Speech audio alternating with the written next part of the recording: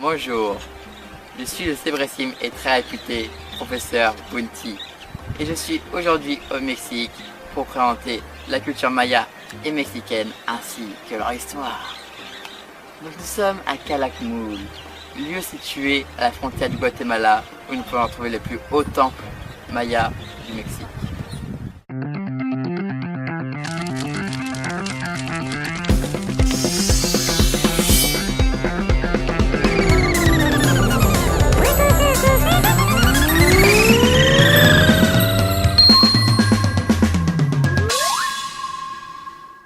Chers téléspectateurs, nous voici aujourd'hui à Palenque, plus communément appelé combat de coq en catalan.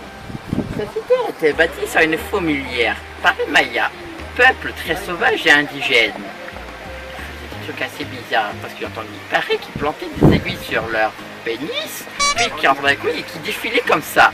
Je n'ai jamais compris le concept.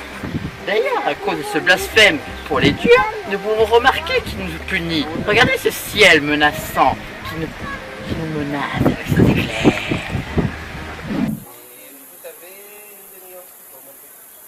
Nous arrivons au site de Yaxchilan. Suivez-moi. Bienvenue à Yaxchilan, cité antique maya située à la frontière du Mexique et du Guatemala.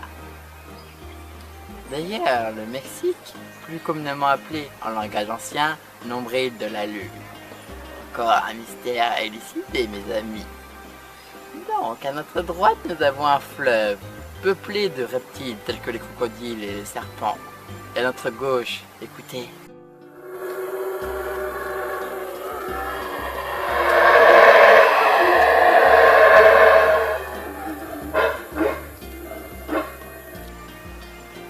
Ce sont les jaguars, prêts à nous bouffer dès qu'on a dos tourné. Petite frayeur. Nous allons entrer dans la grotte de l'Ultun. Suivez-moi. Bienvenue à la grotte. Habitée il y a quelques années entre 1400 et 900 de notre ère par les Mayas. Ils utilisaient cette grotte comme base, où ils pouvaient se protéger et à la fois se nourrir. La jungle étant juste à côté, ils pouvaient se manger à volonté. Ils se nourrissaient de l'eau qui tombait des stalactites. Ils étaient très patients. Donc nous pouvons voir les ruines juste là, abandonnées des Mayas, qui recèlent sans doute de trésors inestimables.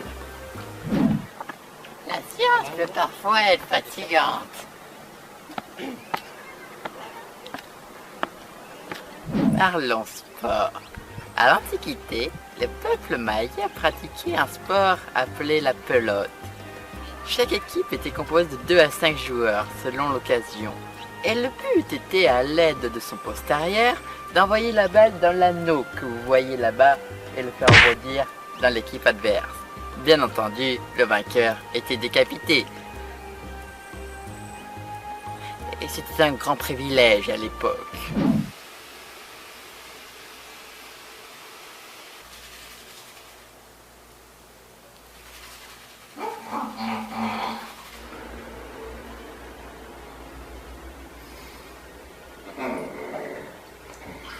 Mon travail est très difficile, n'est-ce pas?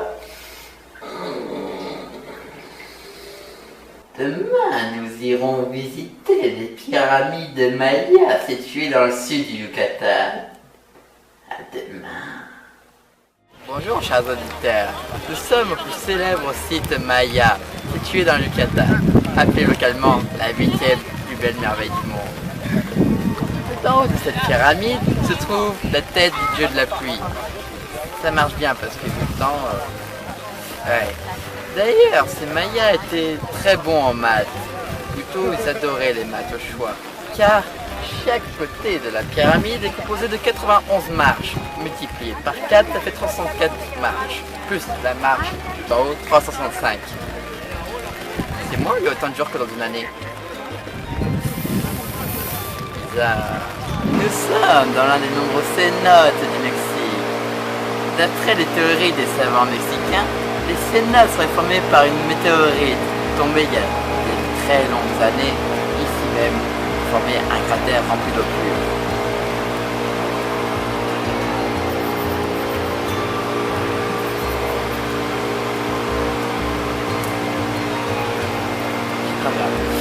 En fait, l'eau est tellement pure qu'il faut même se laver avant d'y entrer. Le concept de se mouiller pour se mouiller est quelque peu étrange quand même. Il faut chercher plus loin. Regardez-moi ces petites perles. Comme je le disais précédemment, la science est d'abord composée d'observation. Flash info. Ici, au Mexique, il est strictement interdit de marcher sur l'eau. Je saurais m'en souvenir.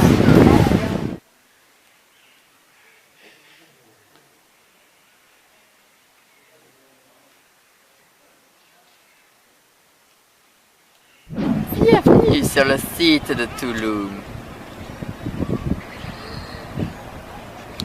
Excusez-moi, la science m'a beaucoup demandé hier soir.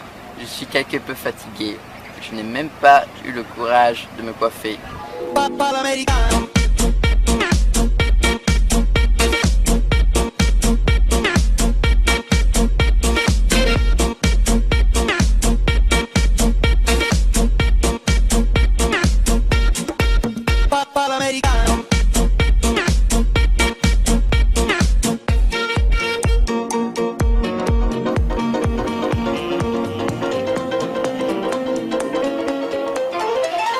Excusez-moi pour ce style un peu trop décontracté pour mon job.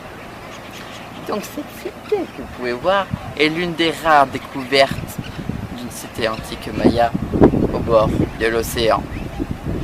D'ailleurs, l'observatoire que vous pouvez voir là-bas signifie qu'il louait le dieu du vent. Pour survivre dans la jungle, on se doit d'être bien équipé. Ma nouvelle invention, parapluie anti-jaguar. Ça fonctionne.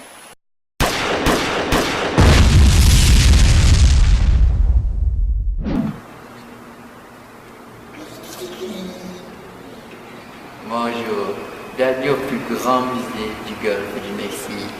Ici, d'entreposer toutes les statues retrouvées sur le site de la région. Attardons-nous sur cette tête Olmec. L'Olmec était par ailleurs la plus ancienne civilisation de cette région. Cette civilisation était quelque peu étrange. En effet, il vénérait soit des dieux, mais surtout il vénérait les trisomiques. Les personnes normales traitaient normalement.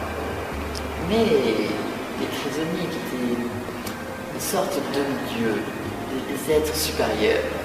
Et du coup, chose étrange, à chaque naissance d'un enfant Olmec, il lui implique un strabisme de façon à ce qu'il louche et une sorte de casque en bois de manière à bâtir sa boîte crânienne. Quelque peu étrange et fascinant. Mon cher ami, souhaitez-vous l'utiliser? Pas très causant, hein? Voulez-vous une sucette?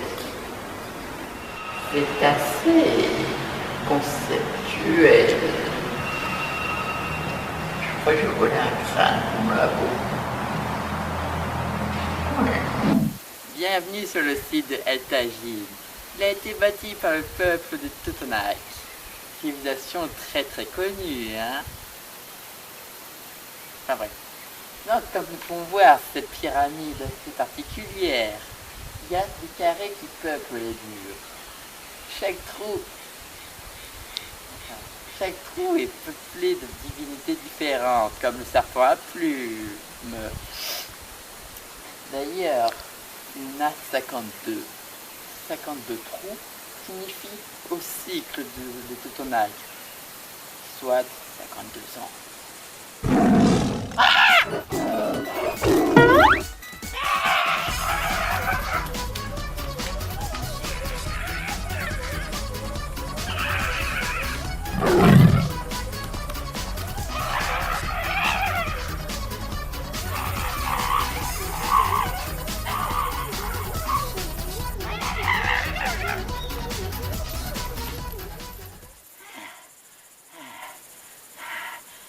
Là, on va semer un jaguar énorme.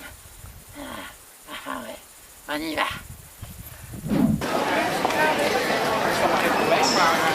Bon bah Marseille c'est par là. Par là.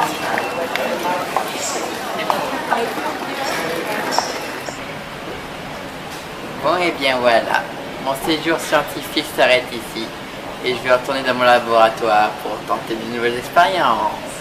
À bientôt.